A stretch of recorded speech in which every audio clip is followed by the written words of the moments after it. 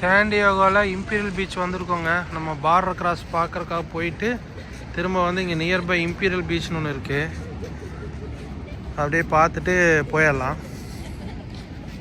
So இங்கே என்ட்ரானதுமே பார்த்தீங்கன்னா இங்கே நிறையா அந்த பாறைகள் மாதிரி போட்டு குழந்தைங்க விளையாடுறதுக்கு மண்ணில் வந்து விளையாடுறதுக்காக அந்த இதெல்லாம் பண்ணி வச்சுருக்காங்க.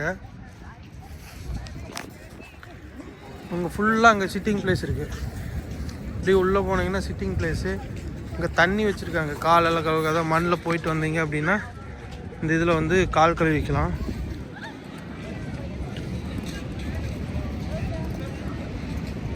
கவ்வபங்கா சவுண்ட் ஆஃப் பீச் கடை இருக்குது என்ட்ரானதையுமே.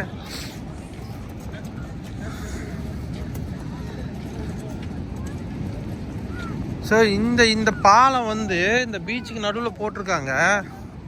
அதை பியர்னு சொல்லுவாங்க. நம்ம நடந்து போய் பார்க்கலாம் அது உள்ளுக்குள்ளே. அந்த இது வந்து கிட்டத்தட்ட 1490 ஃபீட்டு, 454 மீட்டர்னு வச்சுக்கோங்க.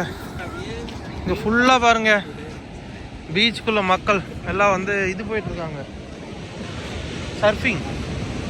இங்கே பாருங்கள் எத்தனை பேர், ஏரியா ஃபுல்லாமே தான் சர்ஃபிங் போயிட்டுருக்காங்க பாருங்கள். மக்கள் அந்த சைடு இருந்தாங்க, அப்படியே அங்கே பார்த்தோன்னு நினைக்கிறேன். அந்த பக்கம் 2 பேர் போயிட்டுருக்காங்க. இங்கே பார்த்தீங்கன்னா இங்கே வந்து 10 பேர் 15 பேர்த்து பக்கம் இருக்காங்க. நல்லா அலை நல்லாவே வந்துட்டுருக்கு. அப்படியே வந்து ஃபுல்லாக மோடம் போட்டிருந்தது, ஓரளவு கிளியர் ஆயிடுச்சு.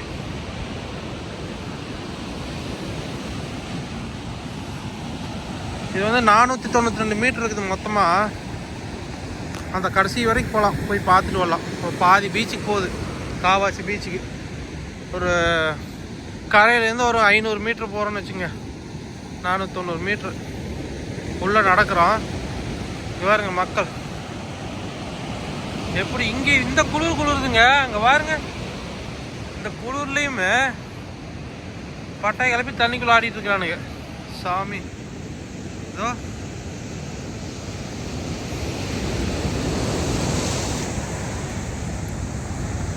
அந்த அலை வரும்போது அப்படியே அலையோடு வராங்க.